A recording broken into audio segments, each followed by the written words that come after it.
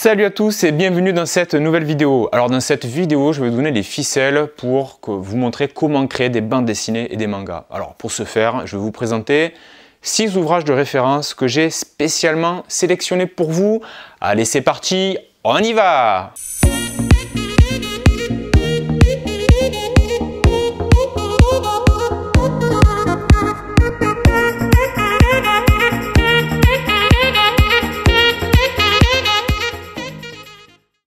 Allez, c'est parti. Bon, ben alors voilà, ça c'est ma sélection d'ouvrages que je vais vous présenter. Donc ça c'est vraiment les ouvrages que je considère comme vraiment super importants. Voilà, si vous voulez créer des bandes dessinées ou des mangas, alors du scénario jusqu'au dessin, hein, clairement.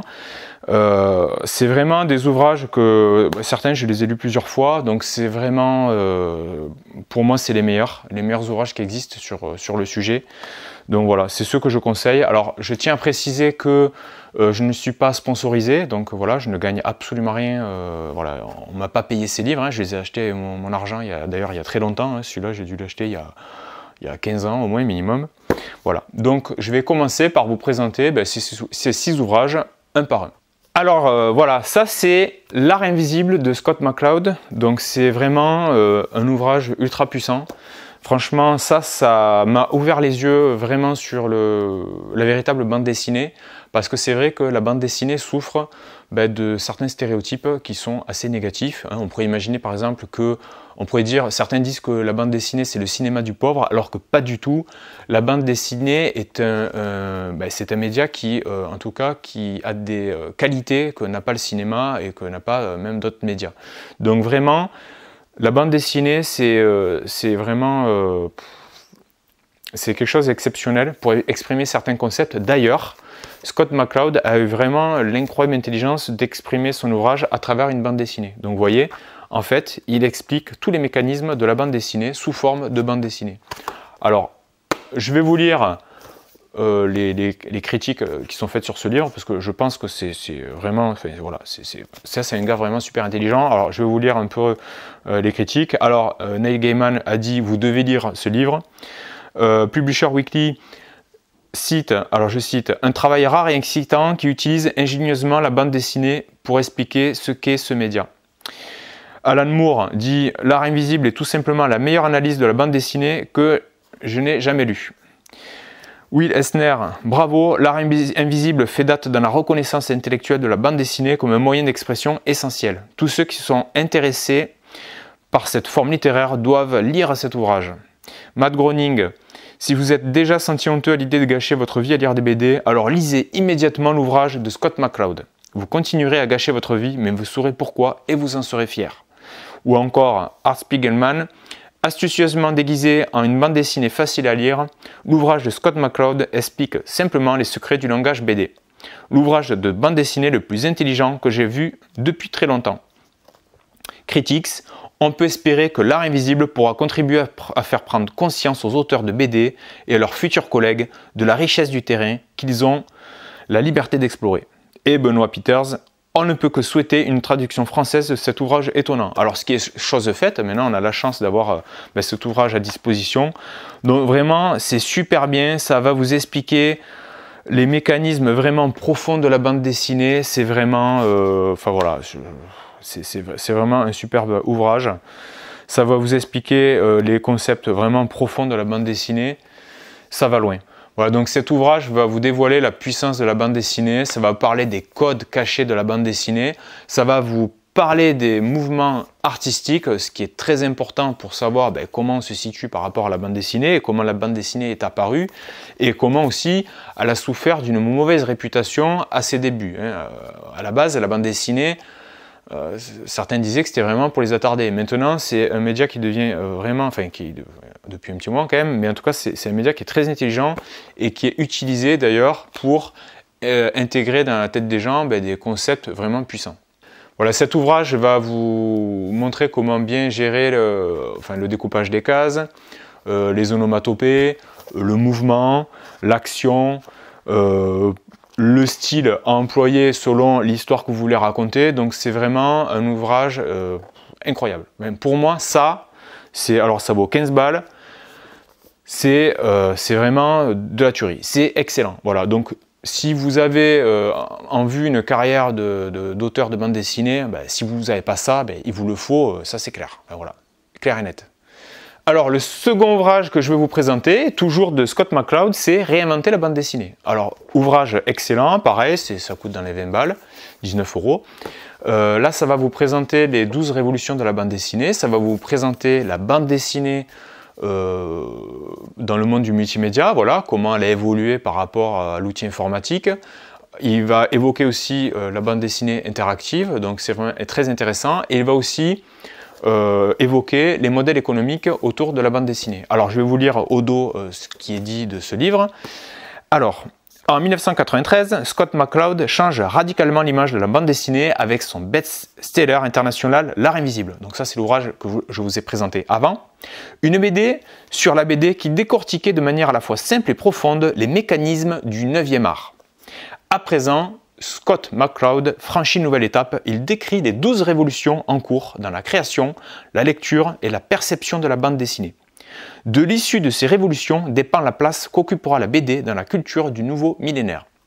Alors la suite, Scott McCloud, donc là c'est pour parler vraiment de l'auteur, pour vous montrer qui il est vraiment ce qu'il représente. Voilà. Scott McCloud a reçu à 4 reprises des prix Eisner et Harvey, ainsi qu'un Half Art au Festival d'Angoulême. Ses bandes dessinées ont été traduites en 14 langues. Il a donné des conférences sur les médias numériques au Media Lab du MIT et à la Smithsonian Institution. Son livre L'Art Invisible est devenu un must pour les concepteurs de sites web.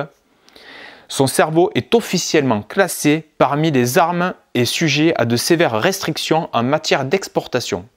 Il vit en Californie avec sa femme et ses 2 filles, ainsi que sur le web à scottmccloud.com. Alors vous vous rendez compte, son cerveau est considéré comme une arme aux États-Unis. Donc pour vous dire l'intelligence qui est déployée dans ces ouvrages. Moi je trouve que, j'ai toujours pensé que acheter un livre, c'est acheter une connaissance condensée de quelqu'un qui a pris 2 ou 3 ans de sa vie à rédiger un ouvrage et qui est accessible pour quelques dizaines d'euros. Je me dis mais c'est magique quoi. Pour 20 balles, toute cette connaissance à portée de main, vraiment cet ouvrage, il est, c'est énorme quoi. Il vous explique tout, les modèles économiques, il va vous expliquer tous les concepts, il va vous parler de la place de la 3D dans la bande dessinée, pourquoi de la 3D, pourquoi de la 2D, même tout le processus de l'économie d'une bande dessinée, en passant par l'éditeur. Donc vraiment, c'est vraiment un ouvrage, ça c'est pour vraiment comprendre comment fonctionne aussi l'économie de la bande dessinée. Donc vraiment, je trouve que c'est un ouvrage qui se complète super bien avec l'ouvrage précédent qui est L'Art Invisible. Alors le troisième ouvrage que je vous conseille, c'est Faire de la bande dessinée, donc de Scott McCloud. Voilà, donc ça c'est le dernier ouvrage de Scott McCloud. Donc là, on va être beaucoup plus pratique. C'est-à-dire que cet ouvrage va vous enseigner comment créer concrètement une bande dessinée. Donc ça va vous parler du découpage, ça va vous parler du style, du langage du corps, des expressions faciales, voilà, des onomatopées.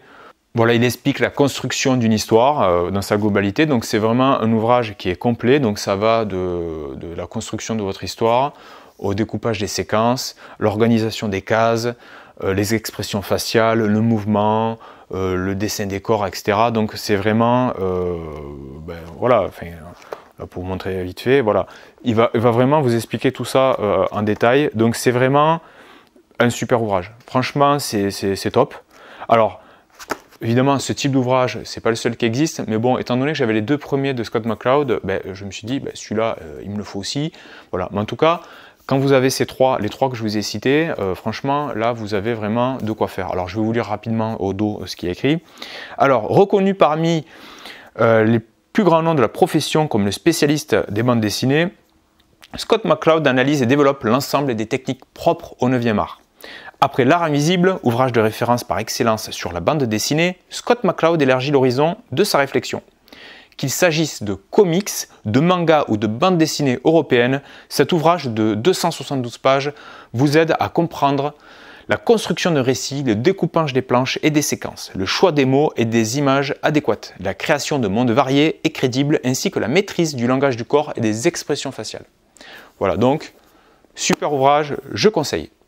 Alors le quatrième ouvrage que je conseille, c'est La méthode pour dessiner les mangas par le dessinateur de One Punch Man. Donc One Punch Man, un manga que j'adore, voilà, j'ai tout lu, je suis à jour. Mais là, c'est un manga, c'est un one-shot, hein, il y a un tome, donc qui vous explique donc, toutes les astuces si vous voulez devenir mangaka. Donc ça va vous parler vraiment de tout le processus de création de manga, voilà, la relation avec l'éditeur. C'est très technique, hein, ça va vous expliquer très précisément les outils qu'il faut acheter, les outils qu'il faut utiliser, la plume G, voilà, le type de matériel, le type de feuille, le type d'encre, voilà, comment on utilise en tout cas les trames. C'est vraiment c'est un ouvrage assez incroyable, c'est vraiment super bien. Donc pour vous lire un peu rapidement, la méthode indispensable des apprentis mangaka. Un guide étape par étape pour bien débuter sur la voie du manga. De nombreux conseils pratiques et ludiques pour concevoir vos personnages et vous améliorer en dessin. Des recommandations distillées par les plus grands mangaka.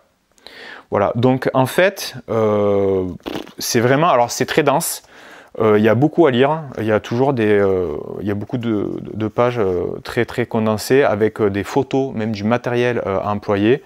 Voilà, là par exemple, quel est le matériel nécessaire? Alors correcteur en feutre, correcteur liquide, ça vous donne tous les détails. Voilà, porte-plume de Yusuke Murata, le compas, le cutter, ce qu'il faut acheter. C'est vraiment très précis. Je l'ai relu récemment. C'est vraiment top, quoi. Et ça vous parle même des concours qui existent au Shonen Jump. Donc comment on s'inscrit, sur quel site il faut aller, tout. Il y a tout, franchement, ça existe tout. Et à la fin, il y a même des questions-réponses, voilà, que les fans ont posées, quoi. Et donc il y a les réponses. Et tout ça sous la forme d'une histoire vraiment super agréable à lire, beaucoup d'humour. Franchement, c'est top. Franchement, on lit ça, mais on est bien, quoi. Franchement, c'est le top. Et c'est vraiment, pour moi, c'est un serious manga. Voilà, on parle de serious game, voilà, pour apprendre du contenu voilà, pédagogique. Et là, franchement, c'est un serious manga. C'est-à-dire que là, pour one shot, ça vaut quoi? Ça vaut 6,90 €. Franchement, c'est génial, quoi. C'est vraiment, franchement, c'est top. Voilà. En plus, c'est super bien dessiné. Enfin, vous imaginez, le dessinateur One Punch Man, c'est juste un tueur. Donc voilà, je conseille cet ouvrage fortement. Alors, le cinquième ouvrage que je conseille, c'est Bakuman. Alors c'est un manga, voilà, donc c'est un manga en 20 tomes, donc ça c'est vraiment super bien, c'est une histoire, donc c'est l'histoire de deux lycéens qui s'associent pour devenir mangaka. Alors il y a un lycéen, il est dessinateur, l'autre il est plutôt scénariste, donc le scénariste va dessiner des némus, et l'autre va en tout cas faire réaliser les dessins du manga qu'ils vont concevoir. Et donc ils sont pris sous l'aile d'un éditeur du Shonen Jump. Donc c'est vraiment super bien. Il y a des intrigues de malades, il y a de la concurrence, voilà, ils doivent faire face à un petit génie de 15 ans, pareil, qui dessinait manga, qui a beaucoup de succès dans le Shonen Jump. Et donc, les deux héros vont tout faire pour, en tout cas, avoir leur première publication avant de sortir du lycée. Donc c'est vraiment super bien, c'est rempli de conseils, pareil, c'est un peu comme... alors, c'est peut-être pas aussi précis que le manga que je vous ai cité précédemment, mais en tout cas, il y a des conseils assez techniques, il y a des choses assez précises. Donc c'est vraiment super bien. Il y a beaucoup de conseils, ça parle énormément du processus, il y a tous les métiers qui sont évoqués, hein, l'assistant du mangaka, l'éditeur, le chef éditorial, tout ça. Donc vraiment, là vous avez vraiment comment ça marche, l'ensemble de... Voilà, si vous voulez devenir mangaka, quand vous avez lu ça, je pense que là vous avez une idée de ce qu'est ce métier. Voilà, donc c'est vraiment super puissant. Bon, là, l'inconvénient par rapport à l'autre, c'est que bon, c'est un manga à 20 tomes, hein, c'est clair que bon, 20 fois... ça coûte quoi? Ça coûte 6-7 balles, donc forcément, il y a un coût. Après, vous pouvez peut-être le trouver d'occasion. Bon, en tout cas, bon, celui-là n'est pas indispensable pour créer des mangas.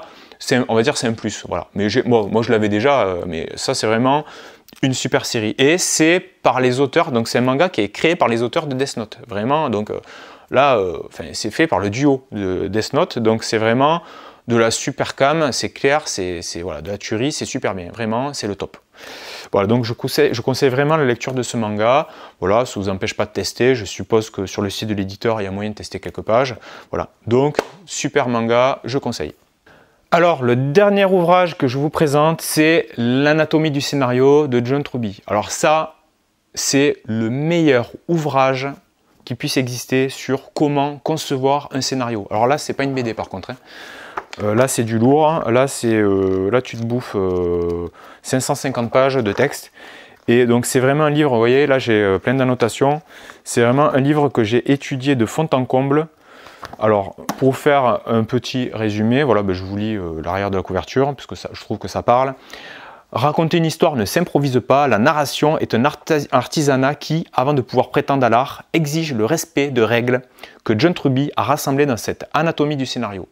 Sa méthode unique nous fait entrer dans les secrets de fabrication de ce qui constitue la condition première de la réussite d'un film, une bonne histoire, et nous guide pas à pas dans la construction des personnages, de l'intrigue, de l'univers du récit, des dialogues, en détaillant les 22 étapes incontournables dans l'écriture d'un scénario réussi. Dans cette nouvelle édition, augmentée de questions-réponses, tirée de ses masterclass avec ses étudiants français, et toujours plus tournée vers la pratique, vous apprendrez comment résoudre les problèmes spécifiques du scénariste, qu'il écrive pour le cinéma ou à la télé, à partir d'exemples analysés en profondeur, allant des plus classiques, donc Casablanca, La vie est belle, Le Parrain, au plus récent, Un prophète, L'arnaqueur, Breaking Bad ou Star Wars. Donc vous voyez les références quand même. John Truby vit à Los Angeles et donne des cours d'écriture qui ont déjà été suivis par plus de 50 000 étudiants dans le monde entier, notamment en France. Auteur diplômé de l'université de Princeton, il est consultant en scénario et a été script doctor sur plus de 1800 films, sitcoms ou séries pour Studio Canal, Disney, Universal, Sony Pictures, Fox, HBO ou Paramount. Voilà, donc ça vaut 25 €. C'est excellent. Là, ça vous décortique tout. Voilà, là, quand vous avez lu ça et quand vous l'avez étudié, parce que ça se lit pas comme ça vite fait, hein, ça se médite. C'est un livre qui se médite. Il faut lire 10 pages, tu le médites. Moi, je prenais des notes. D'ailleurs, je vais vous montrer un truc. Donc, pendant que je lisais cet ouvrage, j'ai constitué un résumé. Donc, j'ai réalisé un résumé de 30 pages de cet ouvrage. Voilà. Donc, ça me permet pour moi d'avoir un outil beaucoup plus manipulable quand je veux créer un scénario ou une histoire que de manipuler le livre. Là, ça me donne quelque chose de plus maniable et ça me permet, le fait de le restituer avec mes mots, ça me permet de confirmer que j'ai bien compris ce que j'ai lu et l'exprimer avec ces mots, c'est se réapproprier la connaissance. Donc c'est très important. Voilà, chaque fois que je veux étudier très sérieusement un ouvrage, j'en écris le résumé et après ce résumé, je constitue ce qu'on appelle, enfin moi ce que j'appelle un super résumé. Voilà, donc ça, c'est un super résumé, donc c'est-à-dire que cette feuille pourrait me suffire, parce que j'ai déjà le livre en tête, hein, ce résumé est personnel parce que il me parle à moi, c'est moi qui l'ai créé, mais voilà, donc ça vous explique par exemple pour créer une histoire, d'abord il faut constituer une prémisse. Alors la prémisse c'est une phrase qui est condensée, c'est une phrase qui condense l'histoire, voilà, c'est le récit condensé une phrase. Par exemple, je vais vous donner la prémisse de Harry Potter. Un garçon découvre qu'il a des pouvoirs magiques et s'inscrit dans une école de magiciens. Voilà, donc avant d'écrire une histoire, il faut toujours avoir le prémisse. Voilà. Et ensuite, c'est le principe directeur. Donc pour vous donner l'exemple, c'est le processus profond de l'histoire en une phrase. Donc là, pour Harry Potter, ce serait un prince magicien apprend à devenir un homme et un roi en passant 7 années scolaires dans une école qui forme des sorciers. Voilà, ensuite, il faut définir le conflit global, donc qui combat qui, pourquoi, donc en une phrase. Voilà, ça permet de déterminer qui est le héros, raconter l'histoire de son meilleur personnage, identifier l'action principale que le héros entreprendra au cours de l'histoire. Voilà. Et ensuite, il y a la transformation qui est inévitable, la transformation du héros. Donc, il faut déterminer les possibilités de transformation du héros. Donc, voilà. Voilà, après il y a les 7 étapes clés de la structure narrative, donc la faiblesse, le besoin, ensuite il y a le désir, il y a l'adversaire, le plan du héros, la confrontation finale, la prise de conscience et le nouvel équilibre. Donc là pareil, et ensuite on a voilà, les personnages, le débat moral, l'univers du récit, les symboles utilisés et l'intrigue. Voilà, donc là moi c'est un outil dont je me sers quand je veux élaborer un scénario. Voilà, donc j'ai pas lu que cet ouvrage, mais en tout cas de tout ce que j'ai lu, si j'en ai un à conseiller, c'est bien celui-là. C'est un ouvrage vraiment super puissant, super intéressant. Ça va vous expliquer comment construire vos personnages. Ça va vous expliquer comment construire vos adversaires. Comment, comment les positionner les uns par rapport aux autres pour amener vraiment une grande richesse à votre scénario. Voilà. Donc, je conseille énormément. Ça vous explique aussi comment créer un bon univers. Donc, parce que c'est créer le bon monde pour la bonne histoire. Parce que c'est pareil, il ne faut pas négliger le monde dans lequel on insère les personnages. Parce que si vous avez un monde qui est complètement claqué, ben, forcément, ben, ça ne va pas le faire. Voilà. Donc en fait, il n'y a rien qui est dû au hasard. Même les symboles que vous pouvez inséminer un tas de symboles dans votre histoire, dans vos personnages. Donc c'est super important. Donc c'est vraiment de la finesse. Et il va vous expliquer aussi les séquences. Donc chaque séquence est une sorte de mini-histoire avec une espèce de mini-conclusion. Donc en fait, c'est une sorte de mise en abîme. Donc ça va vous expliquer tout ça. C'est vraiment super bien. Donc si vous souhaitez créer des romans ou des histoires, des nouvelles, ou alors des BD ou des mangas, ben, cet ouvrage il est très utile aussi. Donc je trouve qu'il est très complémentaire avec tous les ouvrages que je vous ai présentés. Donc voilà, donc pour moi, ces 6 ouvrages sont vraiment des ouvrages que je conseille vraiment pour celui qui veut se lancer dans la création de scénarios, dans la BD, voilà, le manga, tout ça. Voilà, voilà, ben, j'espère que cette vidéo vous a vraiment plu. En tout cas, je l'ai faite vraiment avec le cœur. Voilà, donc c'est des ouvrages que j'ai lus, donc là je sais de quoi je parle, donc vraiment je vous le conseille. J'en ai lu d'autres, il y en a d'autres qui sont quand même moins bons que ça. Donc là j'essaie vraiment de vous donner le meilleur pour vous. Voilà, donc n'hésitez pas à laisser un commentaire, abonnez-vous, ça m'encourage vraiment. Likez la vidéo et surtout laissez des commentaires, j'adore interagir avec vous, je trouve ça super fun. Moi dès que je vois un commentaire je suis trop content, un commentaire, hop, je vais répondre. Donc n'hésitez pas, posez-moi des questions, on en parle, c'est avec un grand plaisir que, voilà, que je partage ma modeste connaissance sur le sujet, voilà, parce que je m'améliore encore dans ce domaine. Voilà, ça m'intéresse, donc voilà, raconter des histoires, je trouve vraiment ça super bien et je n'exclus pas un jour créer une bande dessinée, donc voilà, tranquillement j'accumule toute cette connaissance. Voilà, allez, ben, je vous dis à très vite pour une prochaine vidéo. Ciao, ciao, ciao!